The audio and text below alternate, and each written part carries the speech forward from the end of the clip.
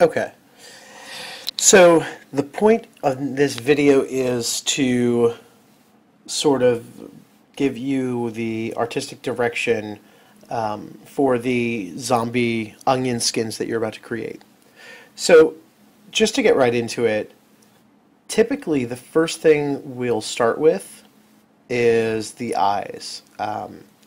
Now, we never go light, right? Like the lighter colors actually brightening the skin, actually adding white are very, very, very rare to this effect. So we're going to start with sinking things in and making them dark.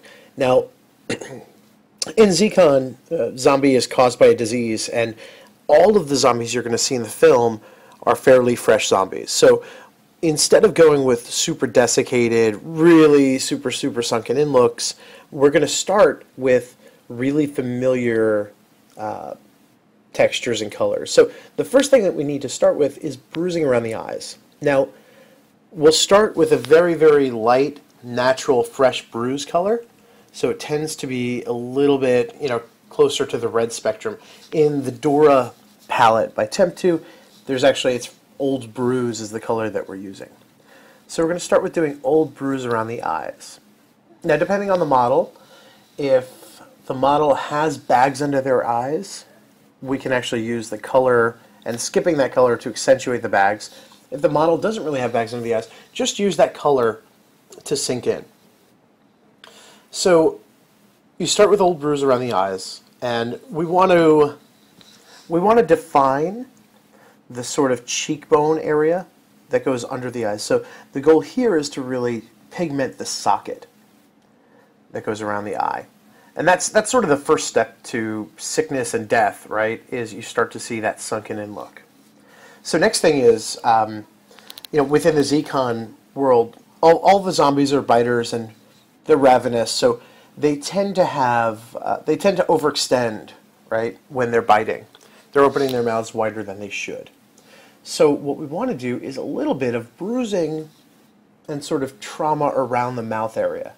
Now this should never be symmetrical. You can see kind of what I'm doing in this picture here.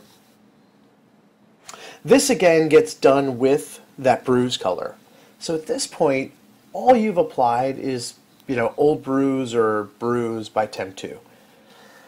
Next step is to deaden that color up a little bit. So what I tend to do is to get a little bit of that redness away, right? We cancel out red with green. So we're going to throw a little bit of green in the airbrush and just go over the edges where you've done the bruising effects around the eyes. That's going to really just deaden the color, so it's not this super, super fresh look. Once that's done, the next thing to do is to start doing contouring and shading. So this is where the most amount of, you get the most amount of free will in the effect, right? So you want to look at the model's bone structure, facial structure, stuff like that, and start using the darker shades. Typically I do this with rigor mortis. Basically the rule is here, use anything other than black. We don't like to use an actual black color on the face. It's just completely unnatural. So with your darker color, it might be in the purple spectrum, might be in the sort of muted green or muted red spectrum. Start doing above the eyes, so you're going to accentuate the brow. Then you're going to do under the cheekbone to sink in the face. You're going to do the neck area to sort of bring out the collarbone and those, tendons and stuff that the neck has. Now, once you're done with that, you have somebody who's fairly sick. They're not very healthy. What I like to do is, as a step 3, I like to go in with a sea sponge or some other sort of textured tool. Use it with pigment or just with alcohol to sort of mottle the effect a little. So, we don't want to have these perfectly smooth airbrush things, but we do want to airbrush it on and then sort of blot it off.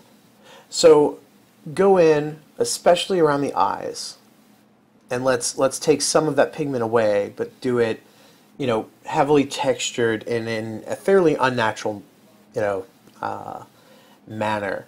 This will really help conceal the fact that it's an airbrushed effect. Because remember, this stuff isn't all shadow. It's disease, it's rot, it's trauma. Now, once you've done that, so once you've taken away some of the pigment that you just laid on, and you've done it in, a texture, the next thing I like to do is I like to bring in, bruises and wounds. This goes at your complete discretion, and for this, the 2D effect, so for the second tier zombies and back, you could do this straight with pigment. Other options are obviously to do it with gel blood, etc., etc. Now, once you've done that, the sort of final step in this zombie look is to take the rest of the life away out of their face. So what I tend to do is I tend to do a dusting, a really, really light dusting of rice paper or like a very, very light flesh tone around the mouth and sort of over any areas which I feel might be too saturated.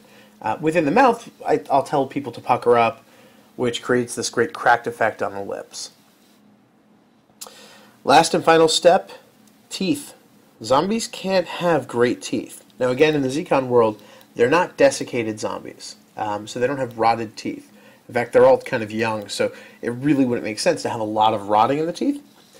But what they should have, because part of their sort of transformation process is puking out almost all of their insides, is we're going to have a sort of blackness to their mouth. So we want to dirty up the teeth. Now you're going to stay, in this case, you're going to stay away from natural tooth rot colors. So don't do the browns and the greens, very common to poor dental hygiene.